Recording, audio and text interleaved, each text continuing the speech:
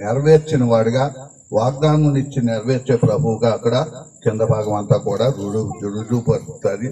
ఆ విధంగానే దేవుడు రెండు సార్లు నాకు నీవు జీవించే సంవత్సరాలు అధికమవునని 2 పర్యాయాలు దేవుడేమో వాగ్దానం ఇచ్చి నా పక్షంగా కూడా నెరవేర్చినందుకు తర్వాత ఇదే వాగ్దానం మరి ఈ దినాన్ని ఇచ్చాడు. మరి అందుకు దేవునికి స్తోత్రాలు.